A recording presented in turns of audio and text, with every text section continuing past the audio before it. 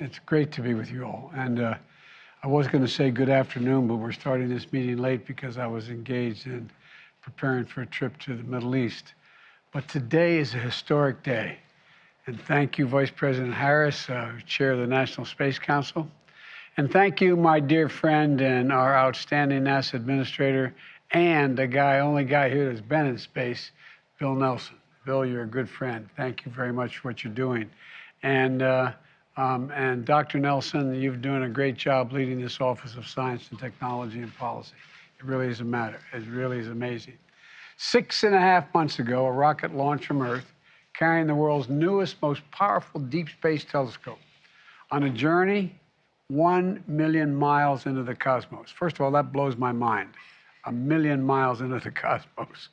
Along the way, unfolding itself, deploying a mirror 21 feet wide, a sun shield the size of a tennis court, and 250,000 tiny shutters, each one smaller than a grain of sand.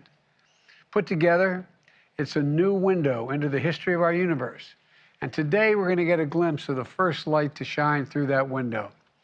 Light from other worlds, orbiting stars, far beyond our own. It's astounding to me when I read this and I saw the first. I mean, it really is. It's anyway, I don't want to, I'll see what they think when we see this. But light where stars were born and from where they die.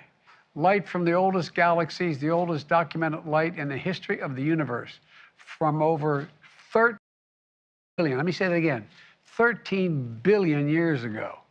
It's hard to even fathom.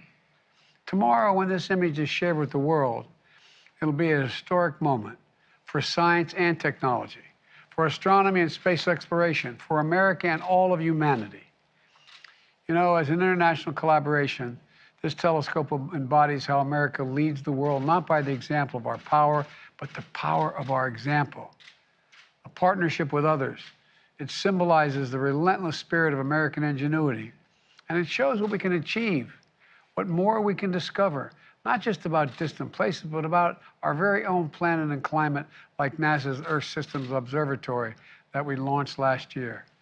That's why the federal government must invest in science and technology more than we have in the past.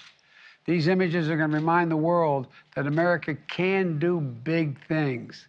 And they remind the American people, especially our children, that there's nothing beyond our capacity, nothing beyond our capacity. We can see possibilities no one has ever seen before. We can go places no one has ever gone before. You know, you've heard me say over and over again, America is defined by one single word: possibilities. Possibilities. I want to thank the team at NASA for once again showing that that's who we are. That's who we are as a nation of possibilities. And now let's take a look at the very first image from this miraculous telescope.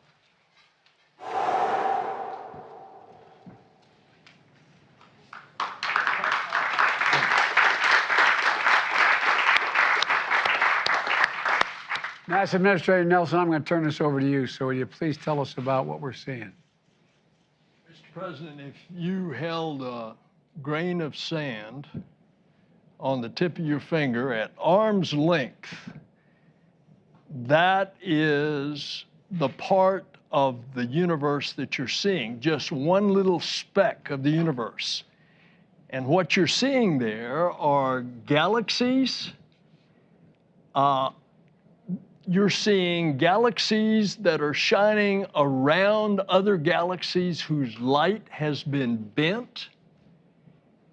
And you're seeing just a small little portion of the universe. You know, 100 years ago, Mr. President, Madam Vice President, 100 years ago, we thought there was only one galaxy. Now, the number is unlimited. And in our galaxy, we have billions of stars or suns. And there are billions of galaxies with billions of stars and suns.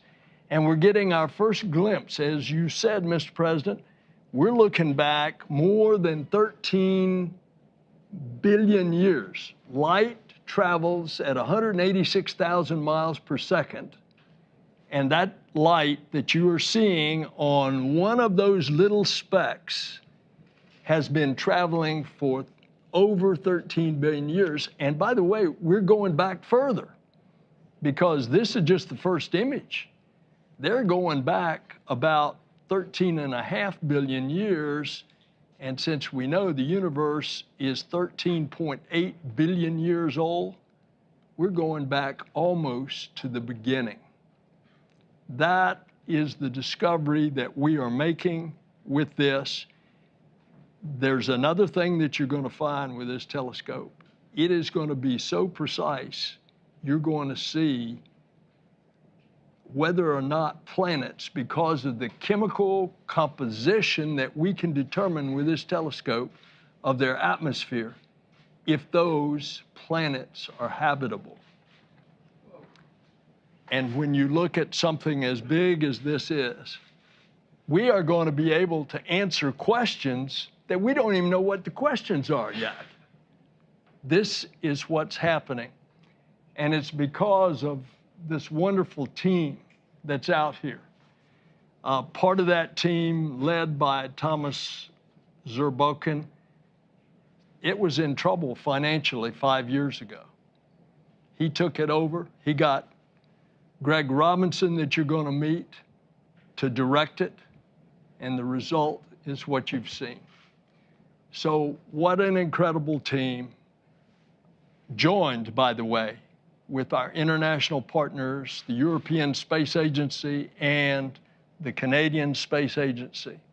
So this is an international endeavor. It's amazing. I wonder what the press like in those other places. We're going to give time for the press to leave, and then we'll continue the briefing. I'm teasing.